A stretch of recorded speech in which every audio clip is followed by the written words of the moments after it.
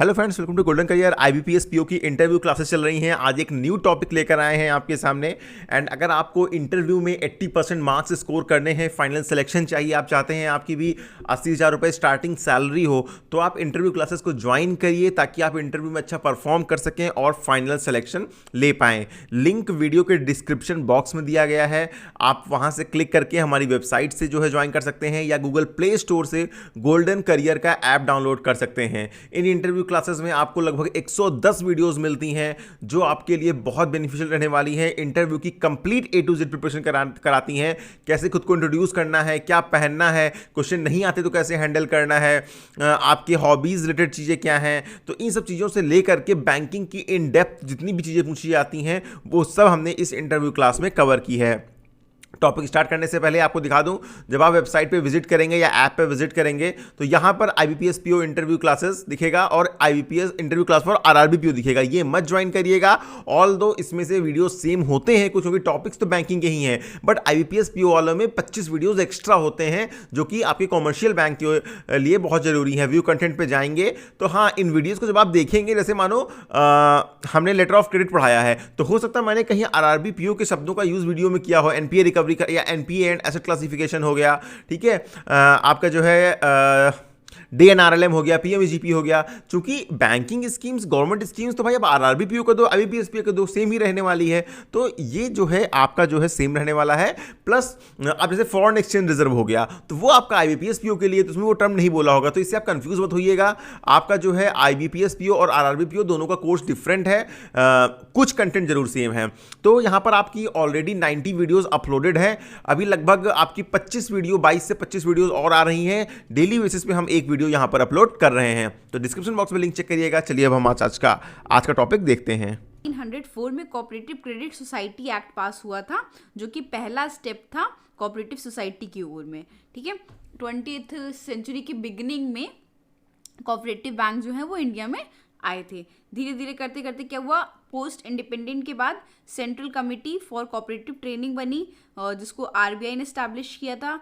इसके बाद और फाइनेंशियल क्राइसिस बढ़ा, उसको ओवरकम करने के लिए रूरल क्रेडिट सर्वे कमेटी बनाई गई 1954 में। फिर इसके बाद से कोऑपरेटिव मूवमेंट जो है वो इंडिया में तेज़ी से फैल गया, बैंकिंग सेक्टर में बहुत ज़्यादा तेज़ी से आ गया, और 1950 से कोऑपरेटिव बैंक जो है वो स्टार्ट हो गया और आज तक चल रहा है। पब्लिक के पास, अर्बन और रूरल दोनों तरह की पॉपुलेशन के पास ये कॉमन हो गया।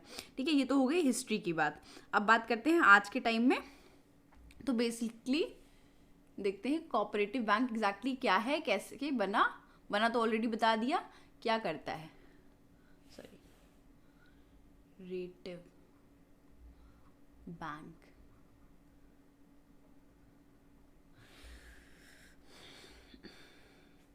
ओके। अब कोऑपरेटिव बैंक इंडिया में अगर बात करें तो इसको गवर्न करता है banking regulation act 1949, governed bye banking regulation act 1949 और cooperative society act, cooperative society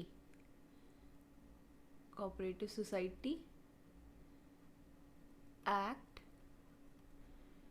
1955। Okay, तो बेसिकली ये बैंक का मोटो था नो प्रॉफिट नो लॉस। ये केवल पब्लिक वेलफेयर के लिए बनाए गए थे। नो प्रॉफिट नो लॉस का मोटो था।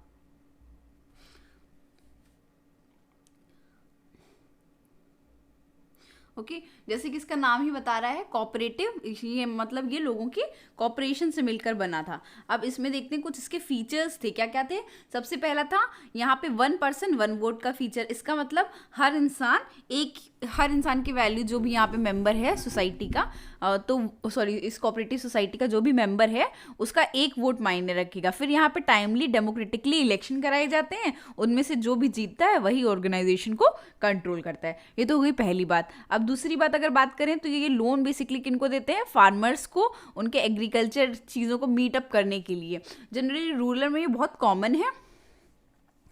और इसके बाद लोन्स जो हैं ये रूरल बेनिफिट के लिए, स्कार्सिटीज़ के लिए, for water resource fulfil and for fertilisers, for agriculture, इनमें सब में स्पेशलाइज करते हैं लोन देने के लिए। और इनका एनुअल प्रॉफिट जो है वो कहाँ जाता है, अब जो भी इनका प्रॉफिट निकला साल का वो अपने फिनेंशियल रिजर्व पे लगाते हैं और बाकी जो बच जाता है उसको अकॉर्डिंगली डिस्ट्रीब्यूट कर लेते हैं कोऑपरेटिव मेंबर में, जैसे भी इनकी लिमिटेशन प्रिस्क्राइब की गई है उसके हिसाब से। यहाँ पे लिखा हुआ है cooperative bank is a small size financial entity where its member are owners and customers of the bank. ठीक है, तो इसके मेंबर्स जो हैं वही इसके ओनर होते हैं। Members are the owners and customer of the bank.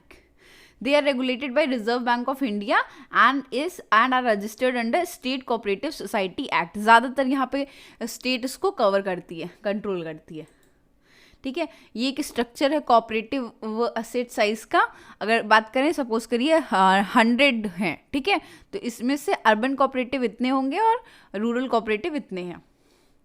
फिर 100 की बात करें तो शेड्यूल्ड अर्बन कोऑपरेटिव बैंक्स और ये है non scheduled urban cooperative bank. ये एसटी का मतलब है यहाँ पे स्टेट और डीसी का मतलब है डिस्ट्रिक्ट और पीए का मतलब है प्राइमरी एग्रीकल्चर क्रेडिट सोसाइटीज़। ठीक है, PCARDS, तो ये क्या है, primary agriculture primary and rural development banks, ये हो गया इसका full form, primary cooperative agriculture and rural development bank.